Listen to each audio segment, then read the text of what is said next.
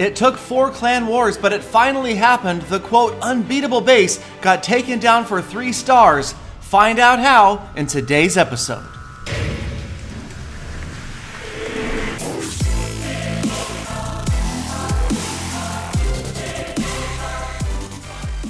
Greetings and thank you so much for stopping by Clash of Clans Attacks for today. Yes, the unbeatable base is being beaten, and this is something that I show often on my camcord streams. 3-star attacks from different war clans. I visit Town Hall 8, 9, and 10 war clans, show some amazing attacks. So if you'd like to follow me on Camcord, it's a free app for both Android and iOS. You can download it and live stream with me anytime you want. I stream several times a week. But today, we are talking about this base that a few episodes ago I said was pretty much unbeatable. Now, of course, I did mention that there is no such thing as a Town Hall 9 base, or any base for that matter, that can't be 3-starred. And it was just going to take some proficient attackers, and that's exactly what we found in the clan CR Elite Jr. as we've got some kill squad attacks. First one from Kayazo, coming from the top right, going after, of course, where the Archer Queen is placed. Now, ideally, a kill squad would take out the Archer Queen clan castle, at least 1 air defense, if not 2, and maybe even an expo. But this attack shows that that's not necessary with a well-deployed air attack, as the lava hounds and balloons are already moving in 3 separate assaults. So we've got top left, group of balloons behind a lava hound and a rage spell. Bottom left, same deal. Bottom right, it's going to happen again, and that is the 3 lava hounds moving in on this base. There goes the 3rd lava hound and the balloons. Now, the clan castle not a factor in this attack, so obviously Kayazo knew that, had planned ahead, and the balloons doing their job, clearing out all of those defenses, the lava hounds going down, and the pups serving as the cleanup troops. Just a couple of last-second balloons at the top of the screen to get that last archer tower that is outside of the walls down. And with the haste spells, the rage spells, that is about it. The air defense is still up and 1 more wizard tower, but they are going to be a non-factor as the balloons absolutely overrun this base.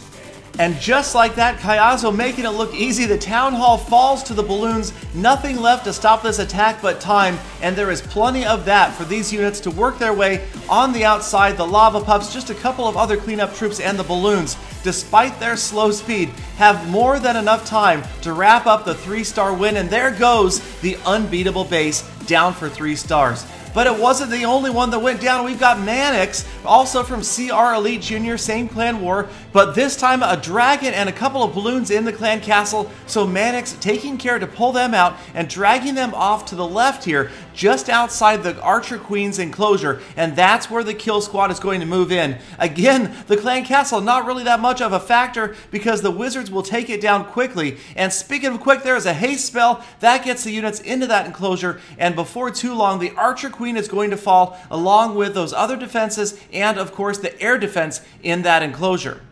Now, in this attack, as in the last, the Archer Queen is the only hero present. She is pretty high level, of course, but the Barbarian King obviously home upgrading and not even needed as the Archer Queen's kill squad gets the job done. A couple of wizard towers are going to fall as well, and now the lava hounds with their balloons moving in under rage. Again, 3 rage spells, 3 lava hounds, 3 remaining air defenses. So the balloons not even needing to be deployed surgically, they just come in groups right behind that lava hound. The lava hound tanks the defenses, and the balloons do the job, getting the job done on the right hand side. Here comes the last rage spell, again accelerating those balloons, and the Archer Queen is still up. In fact, she's above half health, and that is big trouble for Jacob's base as the balloons finishing off all of the outer defenses, headed towards the Teslas on the inside. The bombs, the mines, too little, too late. The balloons just way outnumbering the defenses, and there goes the very last defense, the Tesla,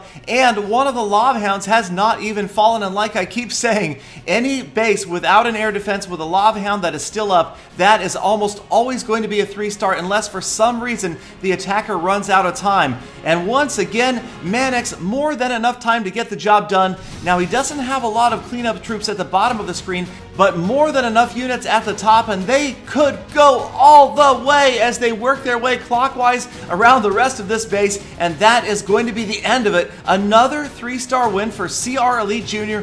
over the, quote, unbeatable base.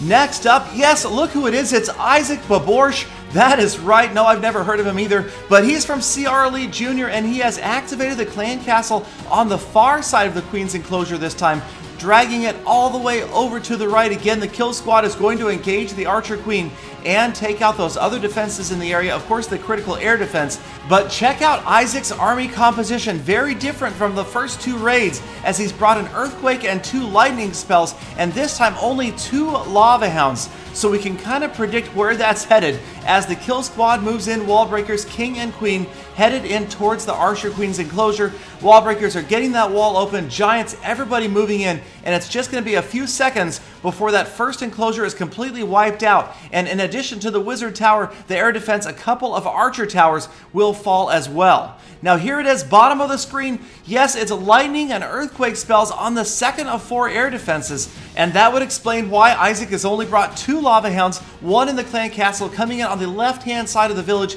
A little bit more of a precision deployment of the balloons here, but just 2 rage spells. So 1 again for each group of balloons and each lava hound as they go after the remaining 2 air defenses.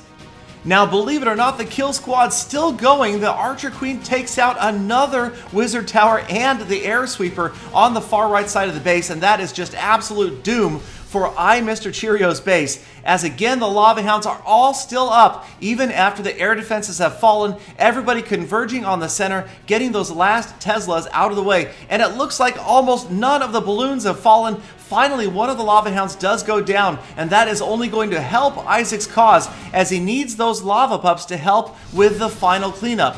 And speaking of, that is it for defenses. The balloons turn to the town hall. There it goes for the 2nd star and 69% damage. And it's just a matter of time before these units finish off the village. And CR Elite Jr., a solid war clan, showing us how it's done what 4 other clans could not do, taking down the quote-unquote unbeatable base. Now, like I've said in the past, there is no such thing as an unbeatable base, but this one held up for a while. Also, of course, 3 stars, always critical in those Town Hall 9 wars. You've got to be able to 3-star as many bases as possible. Congratulations to CR Elite Jr. for pulling that one out over the Full Attack clan.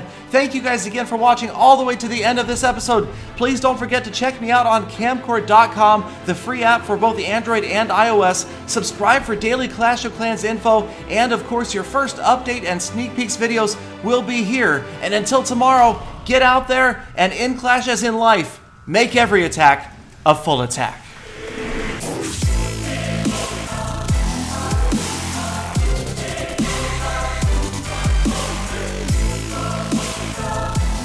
Galadon on Town Hall 9.